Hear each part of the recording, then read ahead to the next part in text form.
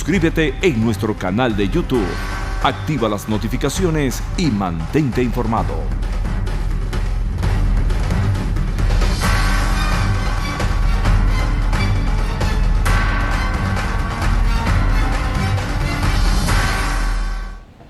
Regresamos con Agárrate. Yo te invito a visitar la página web de Maru Consign. Te voy a decir por qué. Porque ella tiene ahí unas carteras de diseñador espectaculares. Seguramente tienes que hacer un regalo o una inversión, porque hay que ver que esas carteras son una inversión. Son carteras que ella a su vez ha comprado a personas que ya no las usan o nunca las usaron, están en perfecto estado y ella las coloca en el mercado. Pero tienen su certificado de autenticidad, están perfectas. Yo te recomiendo que te comuniques con Maru Consign a través de su página web, del número de teléfono que está en pantalla, porque realmente la variedad que tienen y los precios son increíbles. Una cartera de diseñador definitivamente es una inversión. Y si tienes una cartera para vender, también comunícate con Maru Consign. Bueno, estamos conversando vía Skype con Ivo Hernández. Ivo, la salida que tú ves con tanto optimismo, ¿es algo factible en Venezuela? Lo primero es decirle a los televidentes y a las personas que nos escuchan que la llamada intervención humanitaria, que ha sido muy manipulada por diversos sectores, no sabemos con qué intención. Yo supongo, y alguna izquierda tiene esa tradición de pensar siempre en los soldaditos americanos y tratan de reproducir una especie de mezcolanza entre Panamá y Granada, viviendo en ese pasado donde ellos utopizan y minimizan la realidad. La situación es muy distinta. Lo que ha comenzado es una reacción ya contra un régimen apartado de la democracia completamente, volcado a una tiranía con financiamientos desde los fondos mundiales más oscuros que se puedan conocer. Esto implica entonces movidas muy prácticas. Aquí se acabó esa lenidad con que la administración Obama se manejó durante 8 años. Aquí han venido con el Trump. Más allá de que a la gente le guste o no Donald Trump, las medidas que se han tomado han sido muy concretas. Van decenas de sancionados, y eso está claro, está sobre la mesa. Además, ha habido una cantidad de movidas. El régimen trató de apartarse de las sanciones que les han colocado a estos sujetos vinculados, repetimos, con Amponato Mundial. Trató de separarse creando esta especie de criptomoneda, y eso también ha sido bloqueado. De manera que, acuérdense que por el Acta Patriota, todo dólar que está emitido por los Estados Unidos es fiscalizado y controlado. Les queda el euro y están las sanciones europeas. Ya van a tener entonces que moverse con yuanes o con alguna otra moneda del mundo que no sabemos cuál puede ser. Pero está empezando todo eso. Además, esa cumbre de Lima no debe ser subestimada. Allí donde Maduro ha sido desinvitado, va a ir Donald Trump.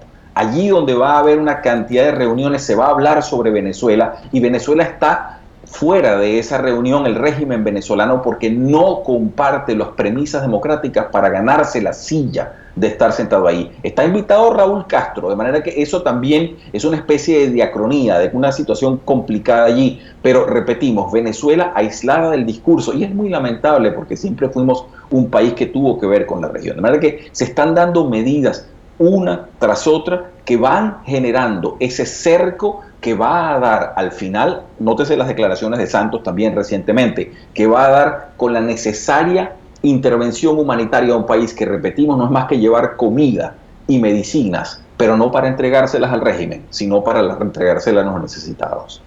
Bueno, fíjate que sobre eso vamos a compartir un mensaje en las redes sociales de USA, la embajada de USA, en español, la embajada de Estados Unidos.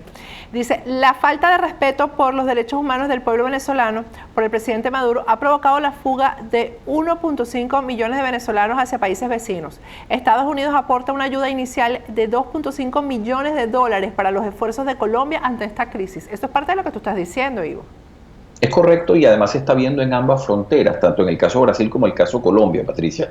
Todas están desbordadas. Esos países además van a ser los primeros interesados en buscar una solución a esto, porque ellos se están viendo sobresaturados en su capacidad de recibir personas que no estaban preparados para tal. Y esto no va a ser sino aumentar, porque el régimen actual no tiene ninguna previsión de mejorar las condiciones humanas. Cuando ellos dicen no vamos a importar más comida, sino que la vamos a tratar de sembrar nosotros, ya sabemos su incapacidad para generar cualquier cosa, de manera que lo que viene es mucho más dolor, mucha más hambre, mucha más muerte, y la gente va a querer escapar de eso. Esto no es Cuba, esto no es una isla rodeada de tiburones, esto es un país conectado con otros países, y la gente se va a empezar a ir masivamente como ya lo está haciendo. Eso te iba a preguntar, si esa será la diferencia con Cuba, y por lo cual lo de Cuba no se resolvió nunca, definitivamente, porque precisamente lo de Cuba no afectó a otros países. No hubo ese éxodo, bueno, hacia Estados Unidos obviamente lo hubo de alguna manera, ¿no? Pero no como está ocurriendo con los venezolanos, que ya hay venezolanos en todas partes del mundo. Es decir, ¿cuándo se iba a imaginar uno que alguien iba a salir de Venezuela y iba a llegar a Argentina por vía terrestre? Es correcto, y lo están haciendo además en situaciones muy, muy terribles. Algunos países, y esto hay que señalarlo con toda la responsabilidad del caso, algunos países no se están mostrando los solidarios. Nosotros como venezolanos no tuvimos la suerte o digamos la resonancia que tuvieron, por ejemplo, chilenos en el 73, argentinos en el 74, cuando buena parte del mundo abrió sus fronteras deliberadamente y los recibió con los brazos abiertos. Eso no ha pasado con los venezolados. En Suecia existe una comunidad enorme chilena. ¿Perdón? ¿Por qué no ha pasado eso con los venezolanos, que Venezuela le abrió la puerta a cualquier refugiado de cualquier parte del mundo? ¿Por qué no ha pasado? Eso es un caso, sí, eso es un caso lamentable, Patricia, y que lo hemos podido constatar en varios países que se han comportado realmente de una manera dura con Venezuela, que no es correspondiente a quien conoce lo que está pasando. Durante mucho tiempo, la izquierda mundial ha manejado una especie de silencio cómplice con lo que sucedía en Venezuela, aún sabiendo lo grave, que esto no empezó con Maduro, esto ya venía desde atrás, sabiendo lo grave de la situación venezolana y lo que iba a venir, porque cuando usted empieza a expropiar masivamente una economía, no hay que ser muy adelantado ni muy prestidigitador para saber que lo que viene tarde o temprano es inflación, dolor social y hambre. De manera que este pobre conato de comunismo barato con narcotiranía que están funcionando allí iba a tener al final la conclusión que está teniendo. Esto no es ninguna cosa caída del cielo y el fin está decretado como se está dando. Ahorita lo que estamos viendo entre los jerarcas de esa mal llamada revolución es simplemente una especie de purga en donde obviamente la torta ya no alcanza para todos, un sector tiene más poder que otro y está sacando los que puede, pero también eso se va a acabar porque se dejó de generar riqueza. Venezuela no está sino ya repartiéndose las sobras de estas personas que están allí. El país dejó de ser productivo como podría serlo inmediatamente apenas tuviese unas mínimas guías de política económica. ¿Qué es lo que está pasando en el mundo militar, según tu criterio, Ivo? Mira, yo sé poco del mundo militar venezolano porque creo que lo que está sucediendo en Venezuela, como todo, es un estado de excepción. De lo que se trató esta revolución fue de destruir todas las instituciones que Venezuela tenía. Y eso va desde cosas tan grandes como las Fuerzas Armadas hasta el Miss Venezuela. Es decir, todo ha sido diluido, desvaído, todo ha sido llevado a la nada, a una especie de todo es posible, todo se vale. Y esa carencia de vertebración que tiene en este momento la sociedad venezolana lo que nos lleva a un estado de desesperanza. Entonces mucha gente dice, bueno, ¿qué es lo que está pasando? ¿Qué pasa con los militares?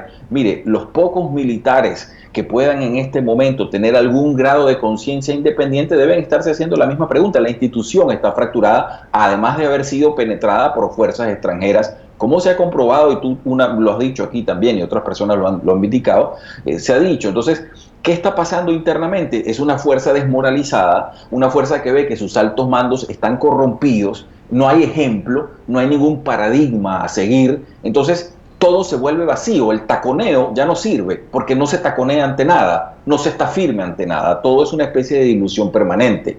Eso se llama estado de excepción. En ese estado de excepción es a donde quieren llevar a este país con esa ficticia asamblea constituyente, que no es sino una especie de suprapoder manejado para que todo dependa de eso. No hay ningún poder supuestamente superior a ello. Y entonces estamos desleídos, la gente mira a las Fuerzas Armadas, deberían hacer algo los militares. Mire, probablemente sí pueden hacerlo, hemos escuchado los pronunciamientos de parte de algunos voceros de Estados Unidos respecto a eso, pero hay que ser más prudente. Venezuela tiene que prepararse para salir de esto de la manera más pacífica y prolija posible, y eso, repito, tiene que ver con países exteriores que ayuden a una situación tan dramática. Ahora, perdóname que insista en esto, pero ¿cómo sería la salida? ¿Llega la ayuda humanitaria y eso desestabilizaría el gobierno o qué ocurriría ahí? Es una cosa que tiene pocos precedentes y hay varios analistas que en ese sentido lo hacen hincapié. Dicen, mira, esto no ha pasado nunca y muy probablemente no pase. Lo más seguro es que esta tiranía se mantenga con la inercia que lleva, que se legitime el tirano con sus falaces elecciones de mentira y las personas que le hacen el juego. Eso es lo más posible que suceda. Sin embargo, hay que recordar que habiendo la voluntad política y habiendo una administración de Estados Unidos que asuma su poder como hegemónico en el continente, sí pudieran coaligarse los factores para que se den soluciones. Latinoamérica está en este momento resurgiendo de gobiernos de ese eje de La Habana, que estuvo controlando durante mucho tiempo vía Lula, Brasil, la señora Kirchner y todo eso. Ya esos gobiernos tienen muy poco que decir. Vemos demócratas en Chile, vemos demócratas en Argentina, de manera que no hay que perder la esperanza. Esto, claro, con todo el respeto lo digo a los compañeros venezolanos, a los compatriotas, sé que están en una situación muy difícil y me disculpan por favor por hablar así. El tiempo yo lo veo con una elasticidad de la cual ustedes en estos momentos no tienen, porque están mucho más apresurados. Por favor ahí mi consideración, por supuesto, adelante. Pero sí viendo la foto en grande, no puedo dejar de ser optimista porque empiezo a ver factores que prometen un cambio, o por lo menos prometen no condonarle las sinvergüenzuras, vagabunderías y tramojos a toda esta serie de sujetos que se apoderaron del continente y del país desde el año 98. Ahora, Ivo, eso que tú estás explicando acerca de los países latinos, bueno, ninguno de ellos, ni Argentina, ni siquiera Bolivia, Ecuador, ninguno llegó a profundizar la crisis como ha llegado Venezuela. O sea, las raíces que echó el comunismo en Venezuela realmente no pegaron en los demás países, ¿no? Por eso quizás la situación aquí es un poco más complicada. Pero yo te pregunto, después de esto, ¿qué podría venir? Porque yo realmente no veo a un presidente o a una presidenta llevando los rumbos de un país que está borrado, como dices tú, un país que se borró. ¿Cómo piensas tú que qué piensas tú que debería venir después de esta situación? Puedo dar una respuesta que aparentemente estaría fuera del radar de lo racional y diría: el periodismo va a tener su hora de oro en ese cambio. ¿Por qué? Porque es el periodismo el que le va a mostrar a la población la idoneidad de los candidatos que pueden regir el país o no. Y los periodistas tienen que salirse del yugo de aquel periodismo pasado en donde yo tenía mi grupo de personas de apoyo y las personas que me conseguían los clientes y las personas que me ayudaban en esto y aquello, y empezar a ejercer, como se está viendo y hay que decirlo, un periodismo investigativo de primera. En eso quiero recalcarlo porque Venezuela está dando muestras importantes de gente que está haciendo periodismo investigativo de muy buen nivel. Allí puede venir una hora de oro. ¿Por qué? Porque ante esa masa amorfa es el periodismo quien puede empezar a mostrarle a la gente la educación necesaria en la política. Eso como primera medida. Segundo, yo soy muy optimista y creo que va a haber una clase política que va a decir lo que tiene que decir en su momento apropiado y que nos va a liberar de esta especie de eternos que siempre están flotantes en la política venezolana, que ya no tienen absolutamente ningún discurso, solamente algunas veces improperios, no tienen ningún discurso constructivo, no tienen ninguna idea productiva, y que eso va a ser suplantado por gente que va a venir. Creo que las ocasiones dan a los actores. Si nos vamos, por ejemplo, para decirlo con términos bastante claros, en 1908 en Venezuela no había en el horizonte absolutamente nadie que hubiésemos pensado, salvo Miranda quizás, como un potencial libertador. Y sin embargo, parimos una generación de personas muy brillantes. Venezuela lo ha hecho y lo puede volver a hacer. Es decir, las personas salen cuando las circunstancias los llaman, y Venezuela, en ese país por hacerse, tiene muchos talentos. Y hay algún paréntesis también, Patricia, y de los amigos televidentes. Los venezolanos en el exterior, y he tenido la oportunidad de certificarlo, hay gente muy valiosa, muy creativa, muy creativa. Usted vaya a la universidad del país que quiera, va a ver un venezolano, y cuando lo vea, generalmente es una persona de criterio y de respeto, respetado por sus colegas. Los 40 años en donde formamos una clase media sólida, como casi no la tiene ningún país del continente, no pasaron en vano. Lo que pasa es que están desperdigados, pero eso hay que volverlo a regenerar. Que yo creo que la mayoría va a querer regresar. Fíjate, ya para terminar, Ivo, esto que tú dices del periodismo y también del liderazgo, todo tiene que ver con la verdad. Yo he tratado ahí de imponer que la verdad está de moda, porque definitivamente eso de los periodistas tratando de silenciar hechos, eso no debe ser, eso ya debe acabarse. Periodistas que dicen, no, hay cosas que mejor no decimos, vamos a callarnos las verdades de un lado y decir solamente las verdades del otro lado, eso no es periodismo definitivamente. Y el liderazgo político tiene que empezar a decir la verdad, tiene que empezar a decir. Es correcto, y eso a veces puede ser incluso más, a veces incluso puede ser doloroso, porque el periodismo, como el mundo mismo, se basa en hechos, no en ideologías. En la medida en que un periodista es cooptado por una ideología, deja de ser periodista y se convierte en vocero, eso es otra cosa.